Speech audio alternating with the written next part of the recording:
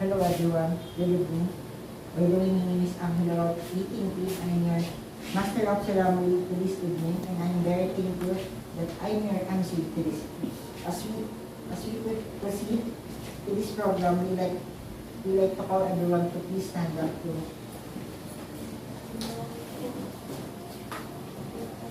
And I would like to call Ms. Ability Seth in charge for national anthem followed by opening.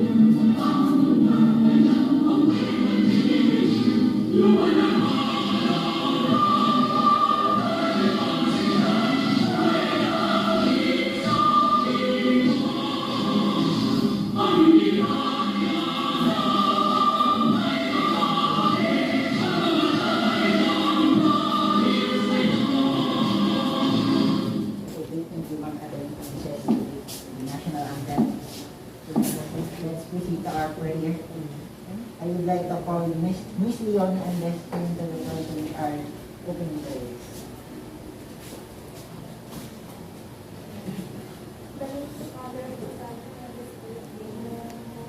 Loving Heavenly Father, we come to you this hour asking for your blessing and help us we are gathered together. We pray for guidance and the matters at hand and as you will clearly show us how to conduct our after of joy and thanksgiving. Give us this desire to find place to excel in our work. Help us to work together and encourage each other to excellence. We ask that we won't challenge each other and reach higher and farther to be the best we can do. We ask this in the name of the Lord Jesus Christ. Amen. The name of the Father, the Son, and the Spirit. Okay, thank you for your beautiful prayer. So now we proceed to the welcome remarks. I would like to call our principal, Ms. Mama Gracia, for the opening remarks. Good evening, everyone. Welcome to our math club meeting. I am happy to see you here all tonight. I would like to thank each and every one of you for who present to our meeting tonight. I hope you learned a lot and the discussion goes well tonight. My dear teachers and students, thank you for joining in our math club meeting. Thank you. Your aspirants teaching Ms. Ma'am Gracia. So let's proceed to our school mathematics coordinator, Maria Elijah Shagat.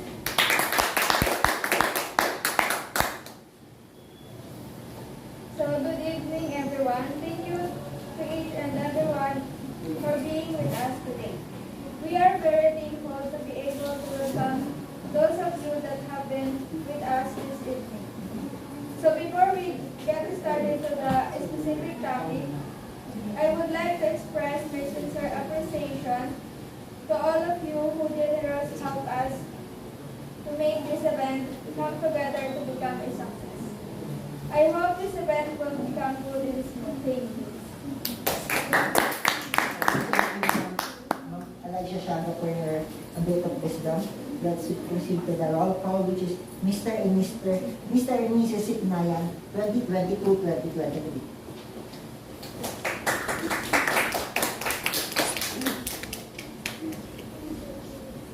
So, pag tinawag ko kayo, is lakad na lang kayo sa unahan. For the President, Ma'am Romeline Cudrido. Excuse me, Can I have your attention, please, for one more time?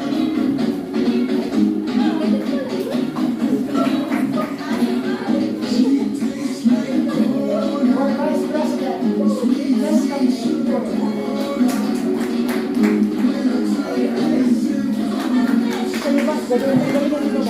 or the Secretary, Mr. Regulaso. Or our Treasurer, Mrs. Geraldine Marcos.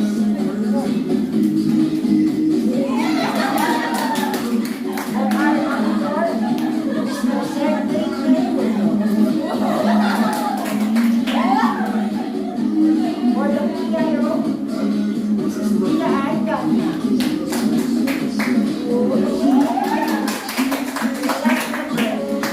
Mr. Ramil Mercado.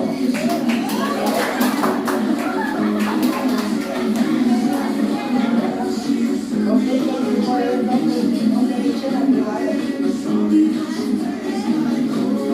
So in the next we proceed to our orientation, which is founded by Ma'am Romelyn Rodrigo and Cheska May Perla.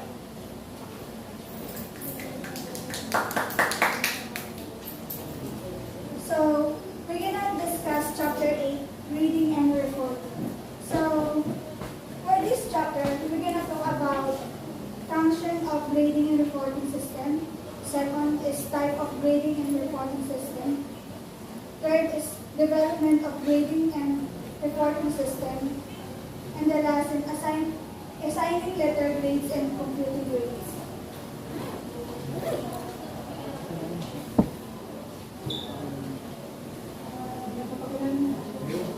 And the last reporter is Jessica Mator.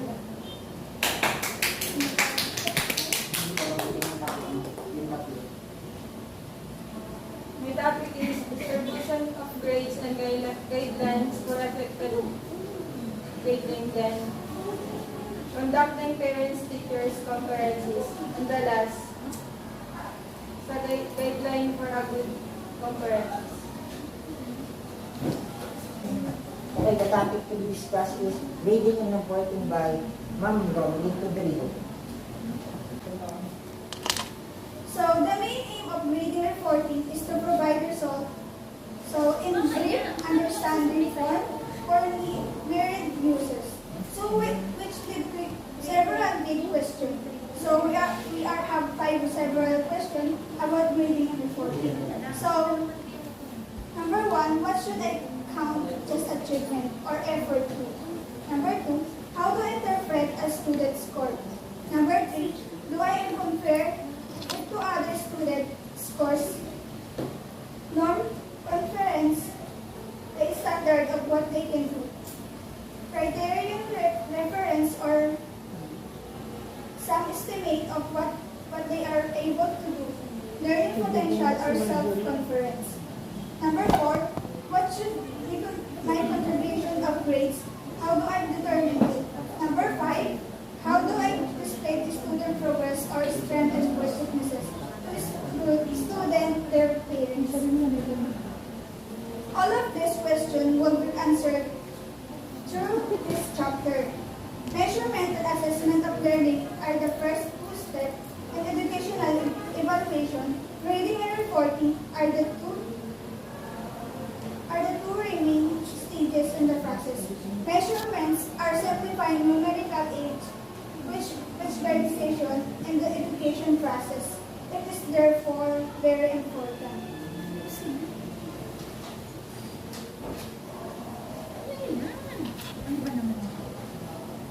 So, that we also pay attention to the process of giving grades and reporting to this to students, parents, and other stakeholders and system. Now, let's discuss function of grading and reporting system.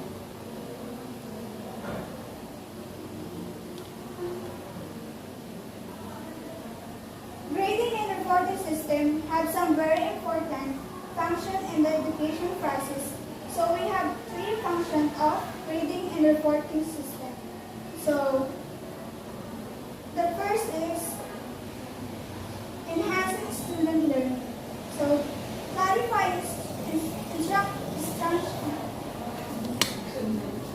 Sige, sige, pwede yan. Structure Diretso and yan. objectives Diretso for yan. them. Alamin nila. So, showing student strengths and weaknesses, providing information or personal social development, enhancing student motivation, indicating where teacher might be modified. This can be achieved through day-to-day tests and feedback and integrated periodic tests. Biglang pinusata.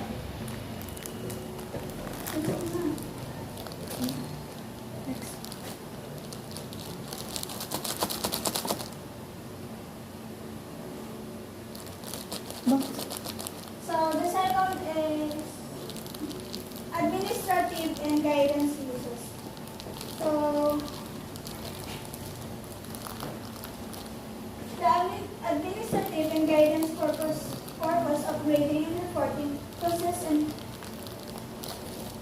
and helping to decide promotion, graduation honors, athletic eligibility, reporting achievement to other school or to employers.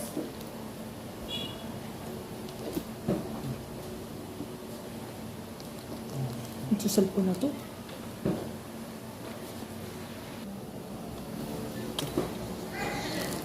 Yeah. So the third is letter D, letters to parents, guardians. So letters to parents and guardians are useful supplement to grades. However, they have limited value as sole report because they are very time consuming to prepare. The counts of witnesses are often misinterpreted by parents and guardians, and they are characterized neither as a systematic nor cumulative. So, useful supplement to grades. So, limited value as a sole report. So, time consuming, prepare, and accounts of witnesses are often misinterpreted. So, by parents and guardians. So, characterized here as a systematic nor community. So, example of letters to parents or guardians is letter for the parents. So, next is portfolios. So, as already explained, portfolio is a set of purposefully selected works with commentary by student and teacher. Portfolio are useful for showing student strength and weaknesses, illustrating a range of student work, showing progress over time or stages of a project, teaching students about objectives, standards they are to meet. So, portfolio is a set of purposefully selected works with commentary by student and their teacher. Portfolio are useful for showing student strength and weaknesses. So, illustrating range of student work showing progress over time or stages of projects. So, teaching student objective standard they are to meet. So, next is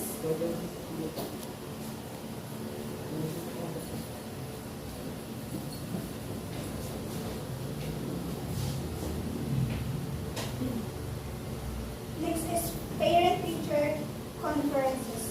So, parent-teacher conferences are mainly used elementary school. They requires that parents of pupils come for conference with the teacher to discuss the pupils' progress. Portfolios, when available, are useful basis for discussion. So, mainly used in elementary school requires parents of pupils come for a conference with the teacher to discuss the pupil progress. So useful, a two-way flow of information and getting more information from parents. So limited value as a report because most parents who do not come for such conferences. So the next is number 3.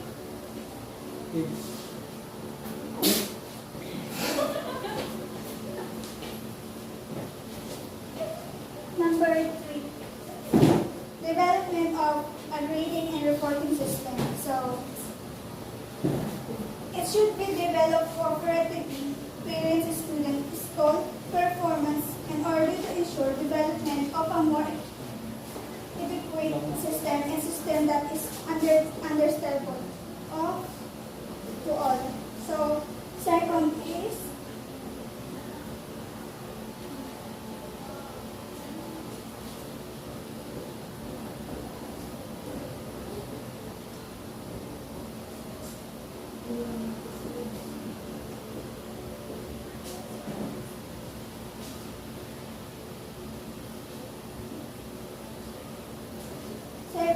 based in assigning later grades and computing grades.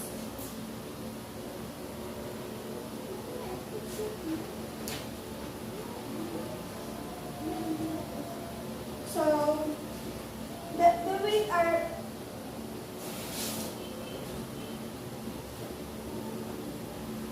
grades assigned to a student must include high achievement. It is very important to avoid the temptation to include effort for less able student because it is difficult to assess effort or potential, and it is difficult to distinguish ability from achievement. Furthermore, if achievement and effort are combined in some way, grades would mean different things for individuals. So, grades assigned to a student must be included only achieved. It's very important to avoid the temptation to include effort for less. So, to distinguish ability from achievement.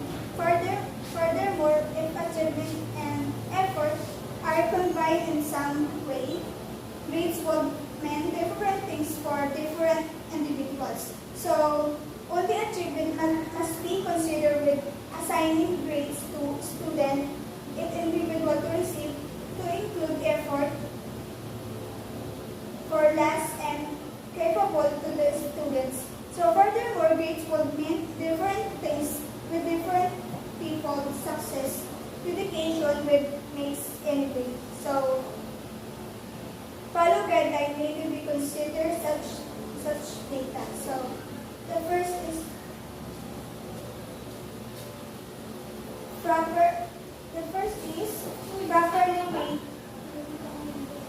properly rate each component to create a compose. So the weight are used are normally agreed upon by school official. Example, how many perfect does for quizzes, unit tests, periodic tests, etc. So second one is put all components in some scale to weight properly. So letter A, weight range of scores. B, or convert all to T score or the other standard score. So that's all. That's it. Number 5. Non-criterion reference grading. Grades may reflect related performance, etc. score compared to other students.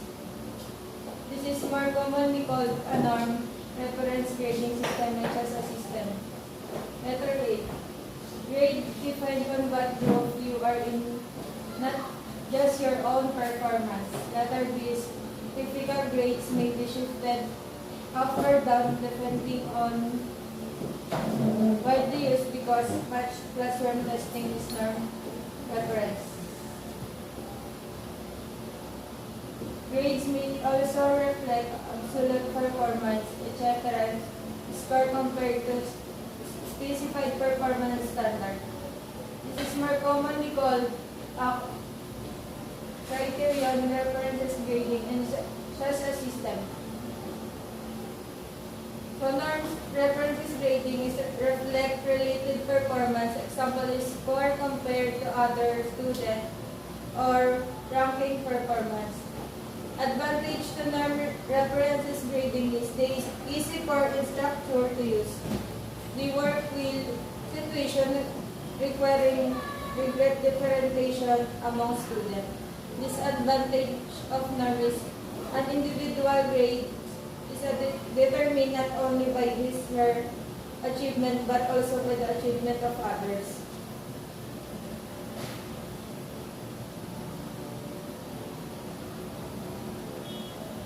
Six, distribution of grades and guidelines for effective grading. How should grades be distributed? The norm references and criterion references distribution of grades have been in practices of several years now.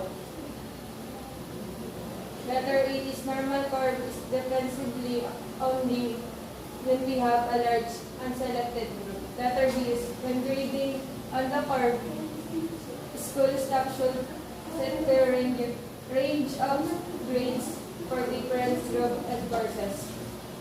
Letter C is when grading on the curve, any pass-fail decision should be based on absolute standard.